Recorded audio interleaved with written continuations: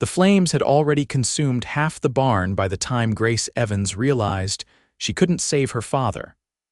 His body lay motionless beneath the fallen beam, blood pooling around his head as the hungry fire licked at the dry hay surrounding them. She tried to pull him free, her hands raw and blistered now from the effort, but the timber was too heavy and the smoke too thick. When the roof began to collapse, her mother had screamed at her to run, pushing her toward the door before turning back for her husband. Neither of them had followed Grace into the cool Montana night. That had been 3 days ago. Spring of 1878. Now Grace sat in the charred skeleton of what had once been her family's livelihood, staring at the blackened beams and ash-covered ground.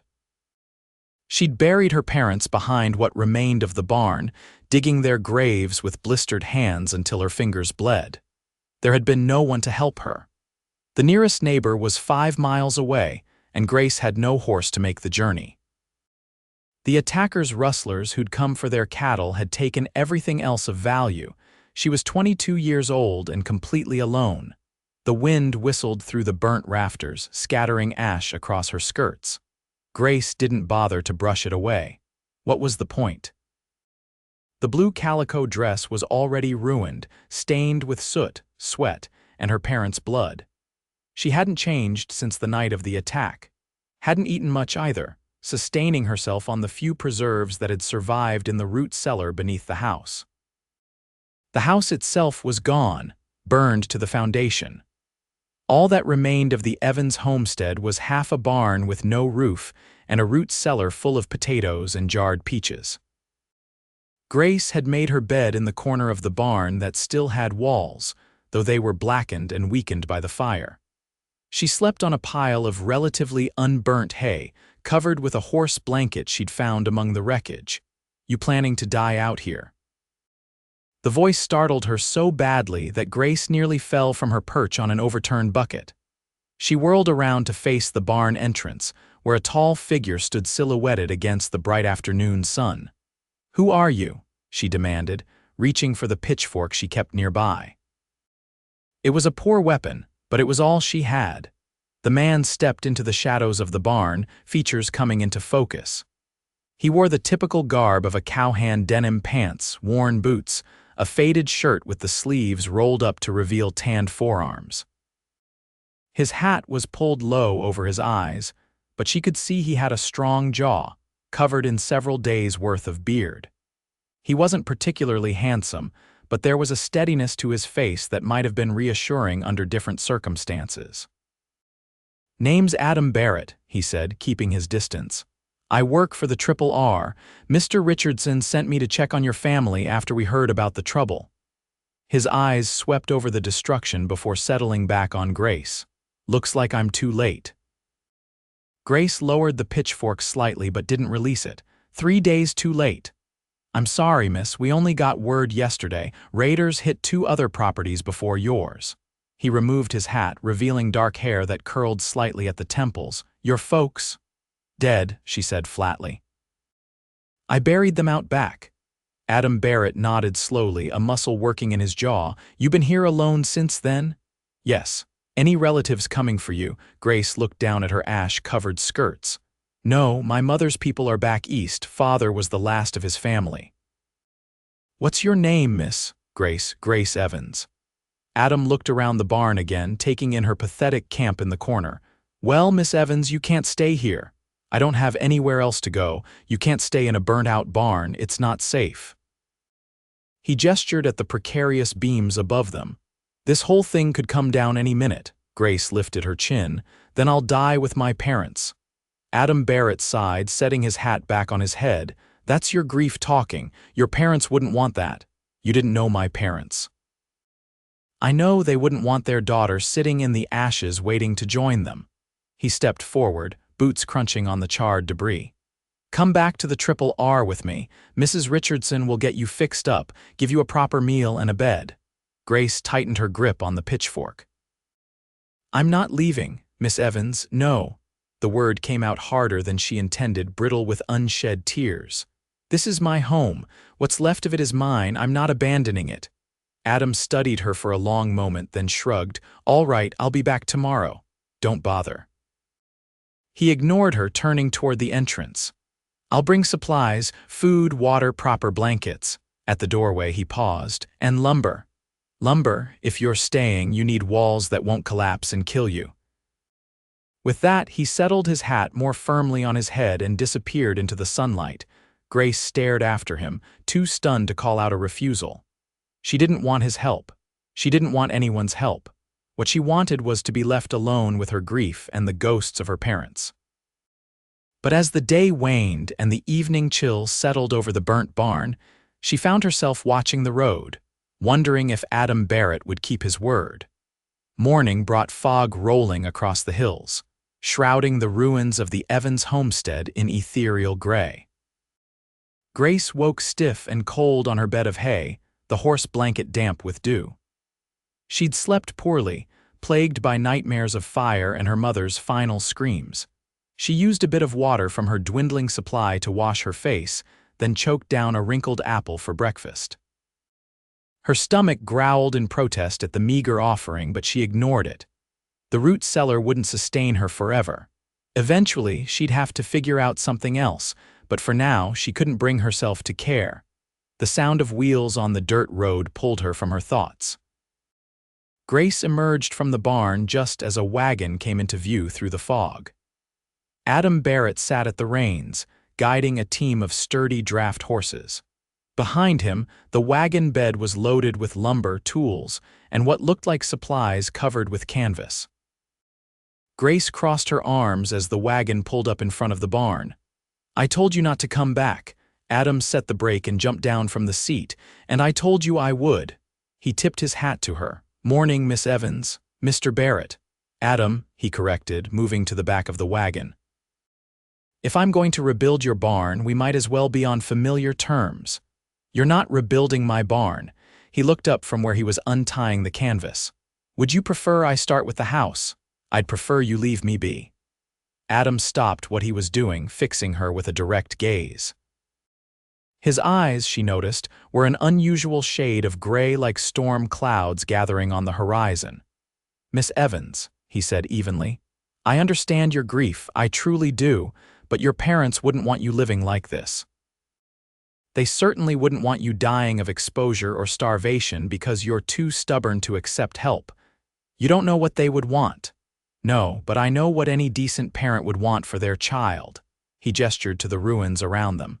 "This isn't living, Miss Evans. This is just a slow way of dying." His words hit her like a physical blow, and Grace found herself blinking back tears. "Maybe that's what I want." Adam's expression softened. "Is it really?" No, she realized with a jolt of surprise, it wasn't. Despite the crushing weight of her grief, some small part of her still wanted to live.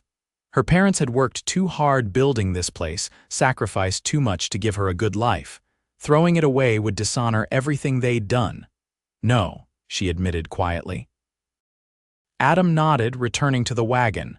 "Good, then let me help you." He pulled the canvas aside, revealing crates of food, jugs of water, blankets, and other necessities. "Mrs. Richardson sent these for you. There's some clothes that might fit, too."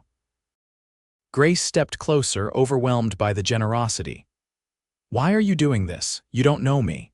Adam lifted a crate from the wagon. "Your father helped me once, about 2 years back. I was new to the territory, got caught in a blizzard while moving cattle. He found me half frozen and took me in. Fed me, let me warm up by his fire." He set the crate down at Grace's feet. "Never forgot that kindness. I don't remember you." "I don't imagine you would. You weren't here. Your mother said you were visiting friends." He looked up at the barn's damaged frame. "Now I figure we've got about 8 hours of daylight. If we work fast, we can get the worst of the damage shored up before nightfall." Grace raised an eyebrow. Adam smiled, the expression transforming his serious face into something almost handsome. "Unless you're planning to watch me work all day." To her own surprise, Grace found herself returning the smile, if weakly. "I can help." "I know you can," he gestured to the crate. "But first, eat something proper and maybe change your dress. You'll work better with a full stomach and clean clothes." Grace looked down at her filthy dress, suddenly aware of how she must appear and smell. Yes, I suppose you're right. There's a creek about 50 yards behind the barn if you want to wash up. I'll unload the supplies and get started measuring. Grace nodded, gathering the crate in her arms. As she turned to go, she paused. Mr. Barrett, Adam, thank you. He tipped his hat again. Don't thank me yet, Miss Evans, day's just starting. Grace followed the sound of running water to the creek, a narrow ribbon of clear water flowing between grassy banks. She set down her crate and knelt at the edge, suddenly aware of how thirsty she was. The water was cool and clean, and she drank deeply before splashing her face and neck. From the crate, she took a bar of soap and a clean dress, marveling at Mrs. Richardson's foresight. The dress was simple, a sturdy brown cotton with long sleeves, but it was clean and approximately her size. Grace looked around, ensuring her privacy, then quickly stripped off her ruined blue dress. She used the soap and creek water to scrub away days of grime, shivering in the cool spring air but relishing the feeling of cleanliness. Once dressed, with her damp hair braided and pinned up, Grace felt almost human again. She ate some bread and cheese from the crate, washing it down with more creek water, then gathered her things and returned to the barn. Adam had already begun work, clearing debris and measuring the damaged support beams. He glanced up when she approached, eyes widening slightly before he quickly looked away. Better, she asked, setting down the crate. Much, he agreed, focusing intently on his measurements. You look, well, more alive than before. I feel more alive. Grace rolled up her sleeves. What can I do to help? Adam pointed to a pile of splintered wood. We need to clear out all the damaged timber before we can start rebuilding. Anything that's burned or broken beyond repair needs to go. They worked side by side through the morning, falling into a rhythm as they cleared debris and salvaged what they could. Adam was efficient and knowledgeable, explaining each step as they went. By midday, they had cleared the worst of the rubble and were ready to begin repairs. Hold this end, Adam instructed, positioning a long beam against the barn wall. Grace braced it as he hammered it into place, the sound echoing across the empty property. You know what you're doing, she observed as he expertly secured the beam. Worked as a carpenter before I took up cowboying, he explained, driving another nail home. Pays better with cattle, but I miss the building sometimes. Why did you become a cowboy then? Adam was quiet for a moment, focused on his work. Needed a fresh start, he finally said. Thought I'd head west, see some country. Ended up here. Grace sensed there was more to the story, but she didn't press. Everyone had parts of themselves they kept hidden. She certainly did. They broke for a lunch of cold chicken and biscuits that Mrs. Richardson had packed. Sitting in the shade of the wagon, Grace found herself studying her unexpected helper. Adam Barrett was older than she'd initially thought, likely in his early 30s, with fine lines at the corners of his eyes that deepened when he smiled. His hands were large and calloused from work, but they moved with surprising gentleness as he built. Tell me about your parents, he said suddenly, breaking the comfortable silence. Grace stiffened. Why? Because they raised you and you're still here despite everything. They must have been remarkable people. The simple observation brought tears to Grace's eyes. She blinked them back, focusing on the half-eaten biscuit in her hand. They were, she agreed softly. Father came west after the war. He fought for the Union, got wounded at Gettysburg. Wanted open spaces after that, said he couldn't breathe in the cities anymore. She smiled faintly at the memory.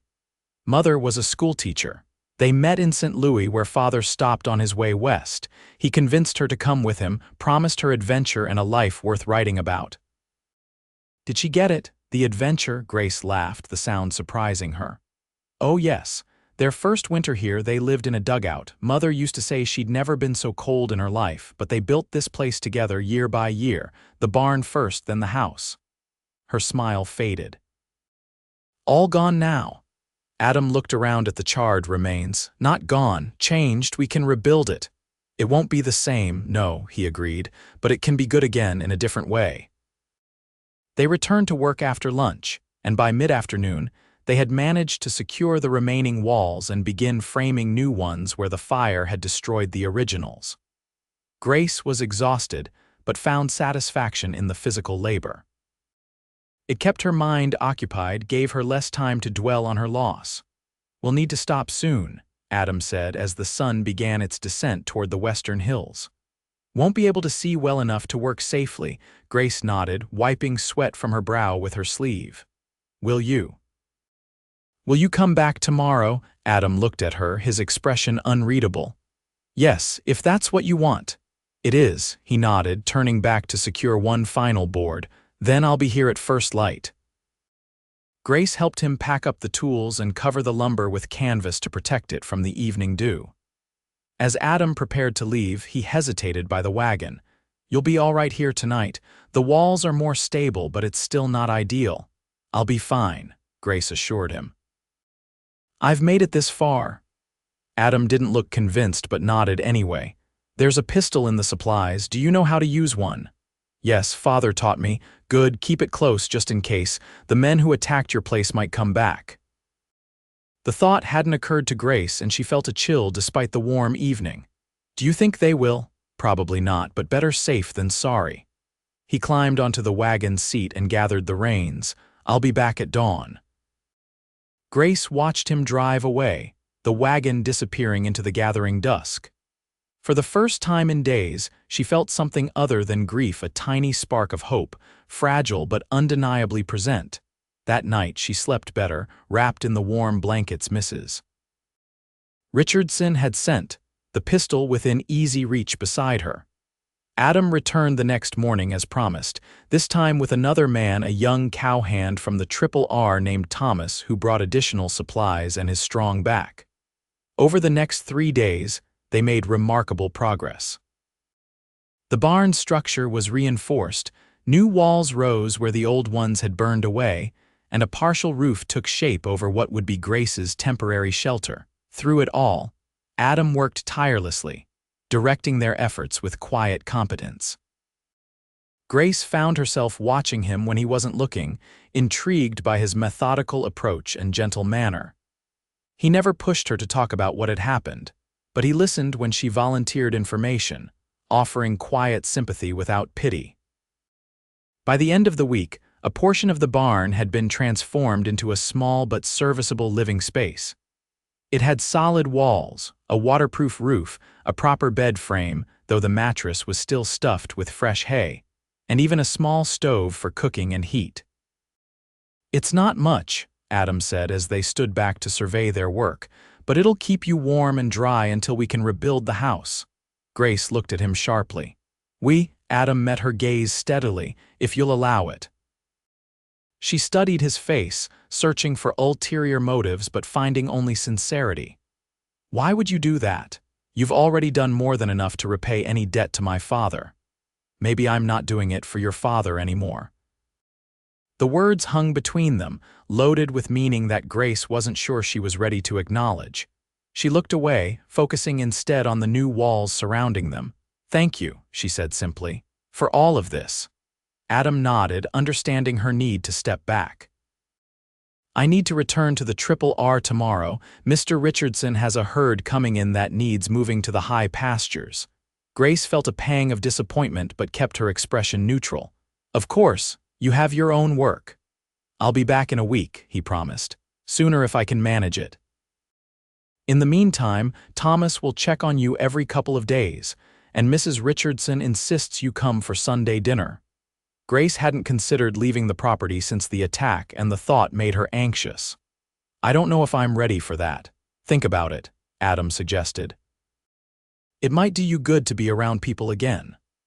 Later that evening, after Thomas had returned to the ranch and Adam had departed for the night, Grace sat by her new stove, watching the flames dance behind the iron grate. She felt torn between gratitude for Adam's help and fear of what it might mean to accept more of it. The walls he'd built around her weren't just physical.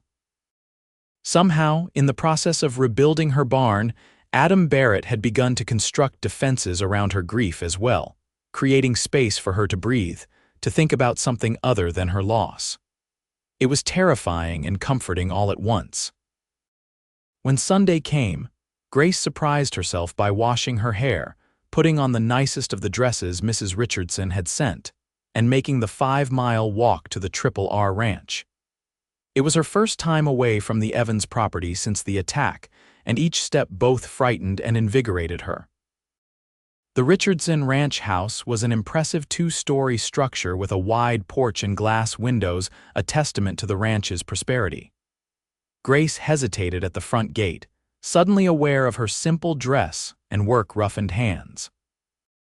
Before she could reconsider, the front door opened, and a plump woman with graying hair hurried down the steps. "You must be Grace Evans," she called, her round face creased in a warm smile. "I'm Harriet Richardson. I've been hoping you'd join us." She enveloped Grace in a gentle embrace before the younger woman could protest. Come in.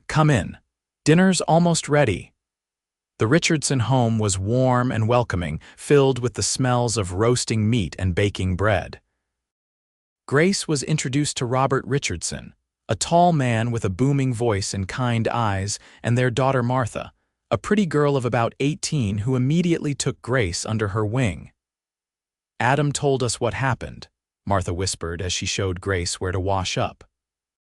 "I'm so sorry about your parents." Grace tensed, waiting for the crushing weight of grief to descend, but found it somewhat dulled by the bustle and warmth surrounding her.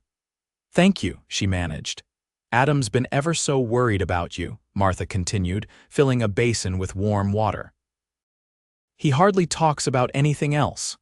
He's been very kind," Grace said carefully, wondering at the flutter in her stomach at the mention of Adam's concern. "Kind isn't the word I'd use," Martha grinned. "Obsessed, more like. Father had to order him to focus on the cattle drive, or he'd have been back at your place instead of doing his job." Grace felt her cheeks warm. "I'm sure you're exaggerating." "I'm really not," Martha insisted. "I've known Adam Barrett for 3 years, and I've never seen him so invested in anyone's welfare before." Before Grace could respond, Mrs. Richardson called them to the table, and the conversation shifted to more general topics. Throughout dinner, Grace found herself looking toward the door, hoping Adam might appear, but Martha informed her that he and the other hands were still out with the herd and wouldn't be back until Tuesday at the earliest. Despite Adam's absence, Grace found herself enjoying the company. The Richardsons were gracious hosts, treating her not as an object of pity but as an honored guest. By the time she prepared to leave, the sun was low in the sky. "You can't walk all that way alone," Mrs. Richardson protested. "Robert, have one of the boys hitch up the buggy." "I'll be fine," Grace assured her. "I made it here on my own." "In the daylight," Mr. Richardson pointed out, "it'll be dark before you're halfway home." He shook his head firmly. "I insist. Thomas can drive you and bring the buggy back." Grace reluctantly agreed, and soon she was seated beside the young cowhand in the Richardsons' buggy, heading back to her property as the first stars appeared in the twilight sky. "Adam asked me to check on you every day," Thomas confided as they traveled. "Not just every couple days like he told you. Said I wasn't to tell you, but I thought you should know." Grace wasn't sure how to respond to this information. "That's very thoughtful of him." "He's a good man, Adam is," Thomas continued. "Best I've worked with. Saved my hide more than once out on the trail." "Have you known him long?" "Couple years. He don't talk much about his past, but from bits and pieces I gather he left some trouble back east. Nothing bad," Thomas added hastily. "Just, heartache maybe." Grace wondered what kind of heartache could drive a man to leave everything behind and start fresh in the Montana territory. A failed marriage, a lost love. She found herself unexpectedly curious about Adam Barrett's past. When they reached her property, Thomas insisted on walking her to the door of her rebuilt shelter and checking inside before leaving. "I'll be by tomorrow with supplies," he promised. "Mrs. Richardson is sending more preserves and some fresh bread." "Please thank her for me," Grace said. "And thank you for the ride." Alone again in her little room, Grace found the silence less oppressive than before. The dinner with the Richardsons had awakened something in her, a reminder that the world continued beyond her grief, that there were still good people and moments of joy to be found. As she prepared for bed, her gaze fell on the walls surrounding her. Solid, well-crafted walls that Adam had built not just to shelter her body, but perhaps to give her spirit room to heal as well. For the first time since the attack, Grace fell asleep thinking not of what she had lost, but of what might still be possible. Tuesday came and went with no sign of Adam. Thomas brought supplies as promised, explaining that the cattle drive had encountered difficulties and would be delayed. Wednesday passed, then Thursday. Grace kept herself busy, clearing more debris from around the property and starting a small garden behind the barn with seeds Mrs. Richardson had sent. On Friday, as she was struggling to turn over the hard soil for her garden, the sound of hoofbeats made her look up. Adam Barrett rode toward her on a chestnut gelding, his tall frame easy in the saddle. He looked tired, his face more weathered than before, but he smiled when he saw her. "Miss Evans," he called, dismounting smoothly. "You're gardening." Grace straightened, suddenly conscious of her dirty hands and sweaty face. The ground's harder than I expected." Adam tied his horse to a post and came to inspect her work. "You need a proper plow for this. Or at least a better spade." He took the makeshift tool from her hands, a piece of flat metal she'd attached to a stick. "What are you planning to grow?" "Vegetables, mostly. Potatoes, carrots, beans." She gestured to the packets of seeds lined up on a nearby stump. "Mrs.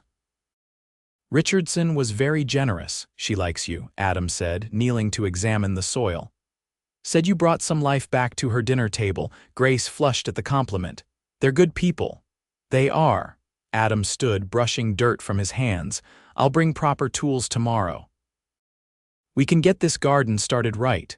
"How was the cattle drive?" Grace asked, changing the subject. Adam grimaced. "Difficult. Lost 3 head crossing the river, and one of the younger hands broke his arm when his horse stepped in a gopher hole." "I'm sorry to hear that. Part of the job." He looked around at the property, noting the additional clearing she'd done. "You've been busy." "It helps," Grace admitted. "Keeping my hands occupied." Adam nodded in understanding.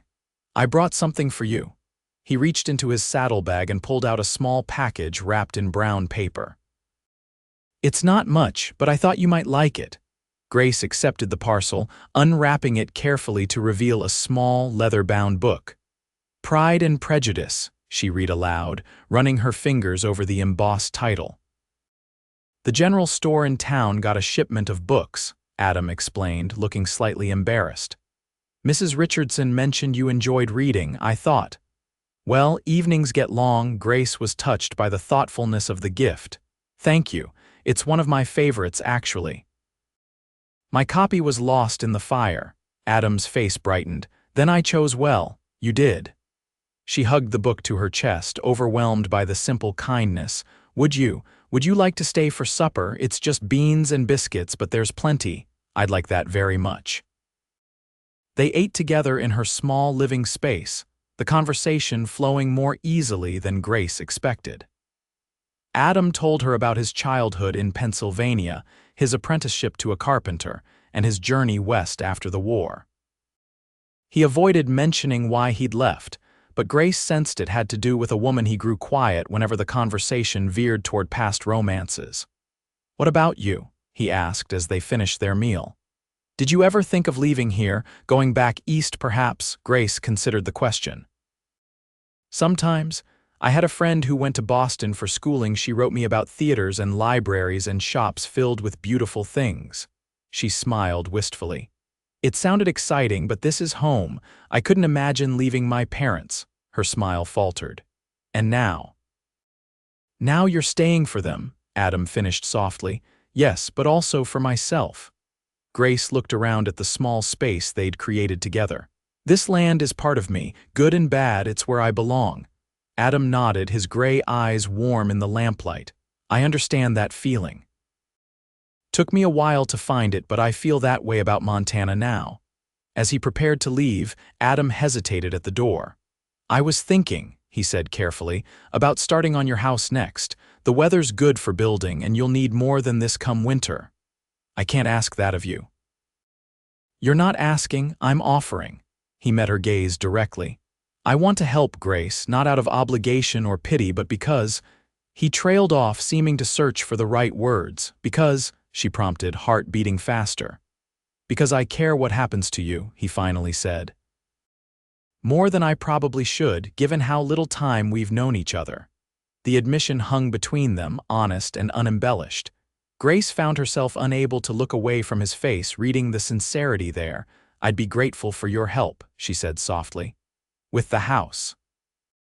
Adam nodded, relief evident in his expression.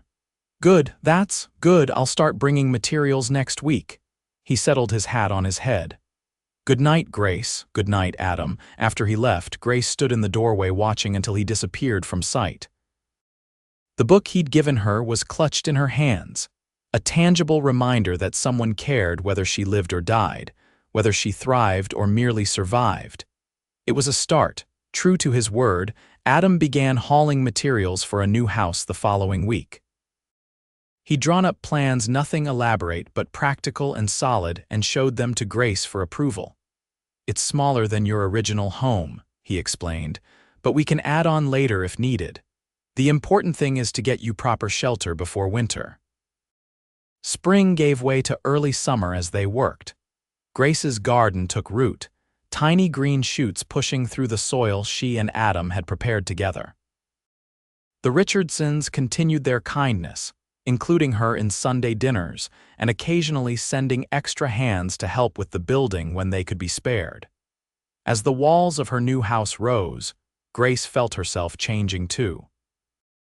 The raw wound of her grief began to scab over, still painful but no longer bleeding her dry with every breath. She found herself laughing again, usually at something Adam said, or did he had a quiet humor that emerged once you knew him well, and she was coming to know him very well indeed. They worked side by side almost daily, sharing meals and conversations that stretched longer as the summer evenings lengthened. Adam told her about his dreams of someday having his own ranch, smaller than the Triple R but sufficient. Grace shared memories of her parents, finding that speaking of them brought comfort rather than pain. What remained unspoken was the growing attraction between them. Grace felt it in the way Adam's hand lingered when passing her tools, in how his eyes sought hers across the construction site, in the care he took with everything concerning her comfort and safety. For her part, Grace found herself looking forward to his arrival each day, taking more care with her appearance, savoring the sound of his voice. It terrified and exhilarated her in equal measure. One evening in late June, as they sat on the porch of the half-built house watching the sunset, Adam finally broke the silence surrounding their feelings. I need to tell you something, he said, his voice unusually serious, about why I left Pennsylvania. Grace turned to him, surprised by the sudden topic. You don't have to, I do. Before this goes any further between us, you should know. He took a deep breath. I was engaged to be married. Her name was Elizabeth, the daughter of my employer. We'd been promised to each other for nearly 2 years. Grace felt a twinge of jealousy but kept her expression neutral. What happened? I found her with another man, my cousin, actually. They'd been carrying on for months while I worked to save money for our home. Adam's face was tight with old pain.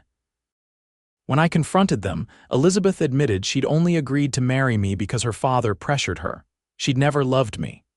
I'm sorry, Grace said softly, understanding now the shadow that sometimes crossed his face. I left the next day, couldn't bear to stay to face the pity and gossip. He looked down at his hands.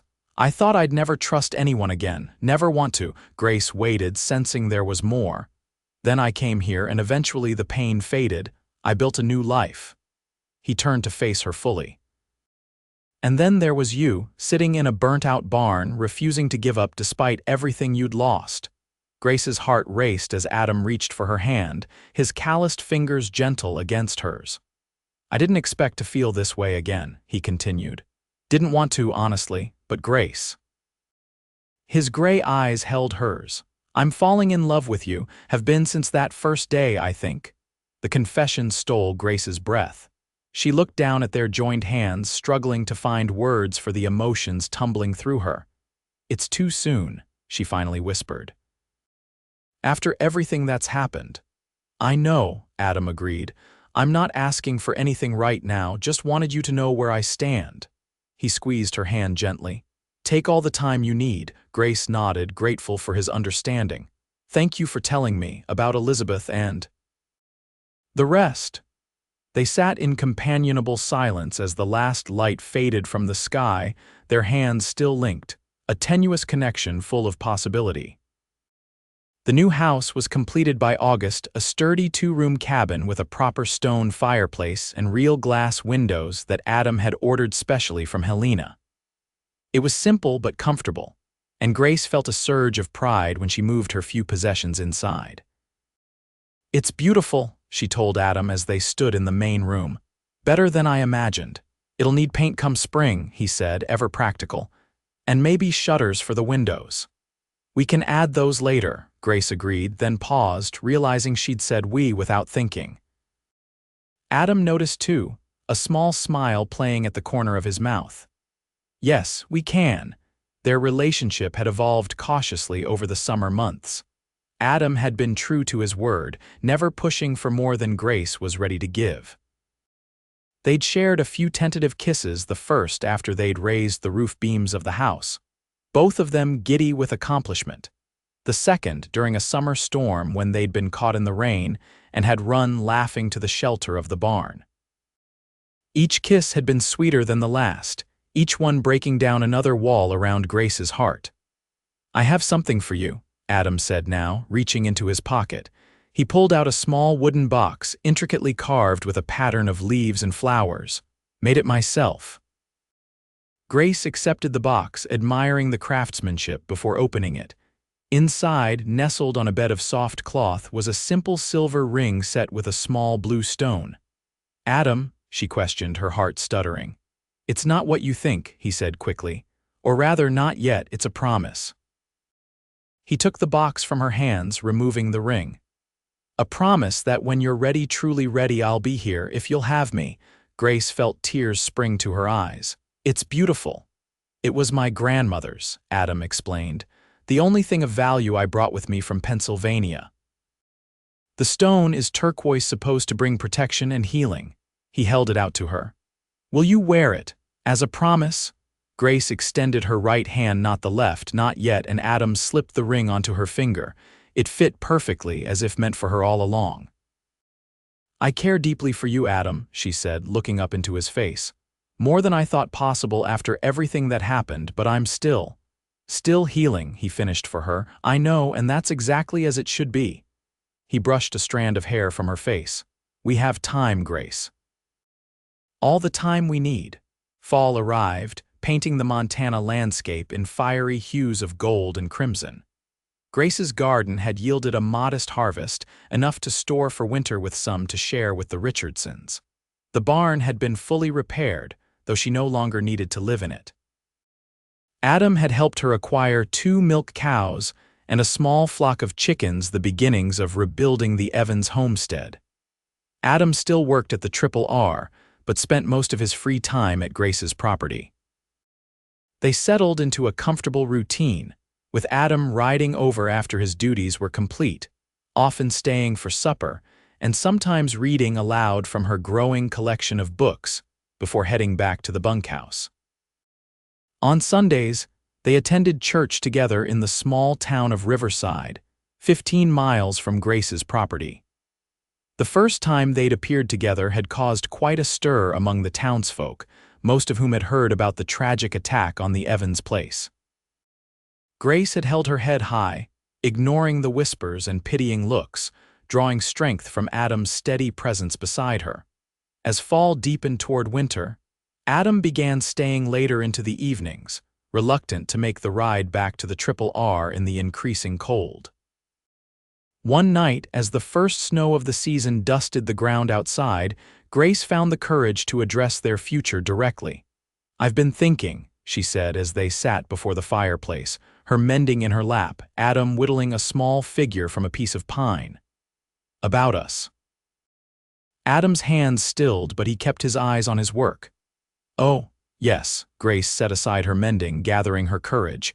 I think I'm ready, Adam." Now he looked up, his expression carefully controlled.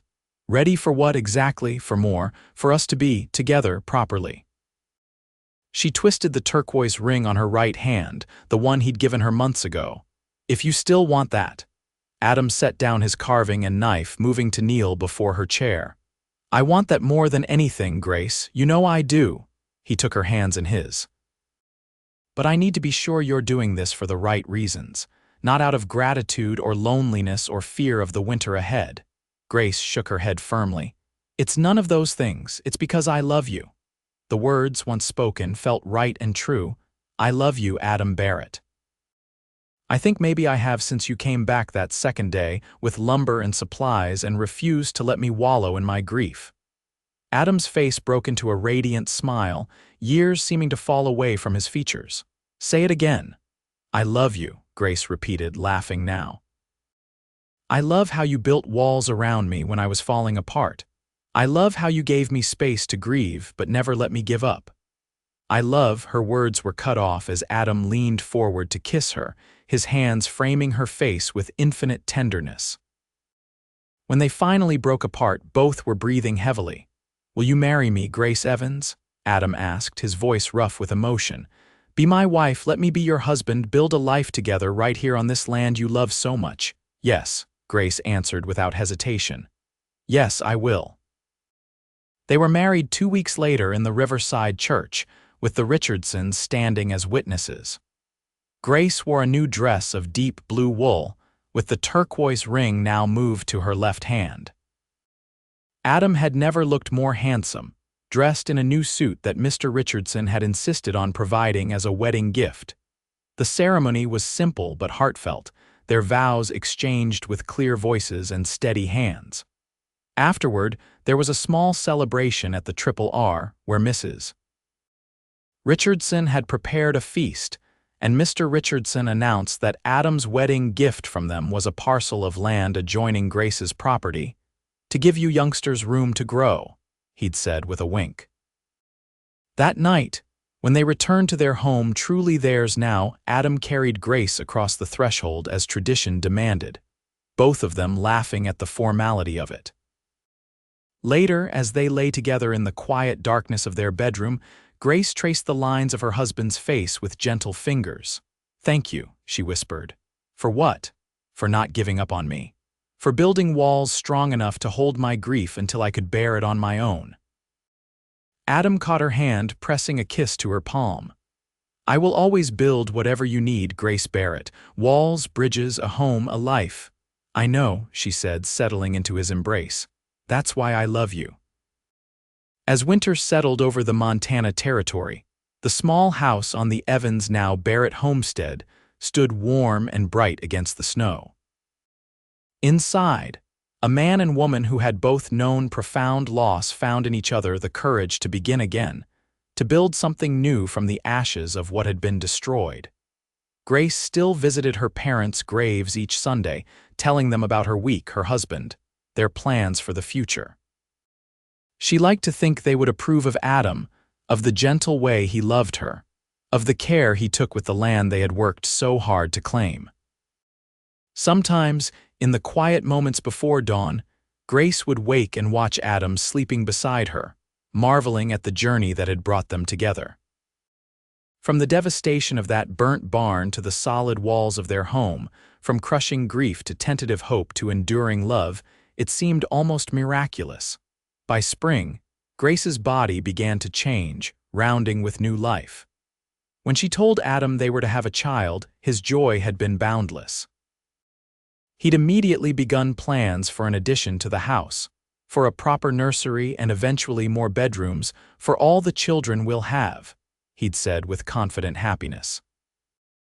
Standing in the doorway of their home one evening, watching Adam repair the garden fence as the setting sun gilded everything in gold, Grace felt a profound sense of peace. The grief was still there, a quiet shadow that would never fully disappear, but it no longer defined her.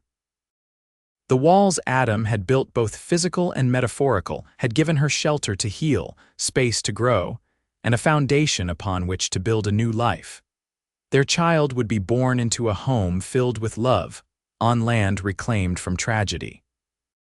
They would learn the story of their grandparents, of the fire that had nearly destroyed everything, and of the cowboy who had refused to let one grieving woman fade away in the ashes of her loss.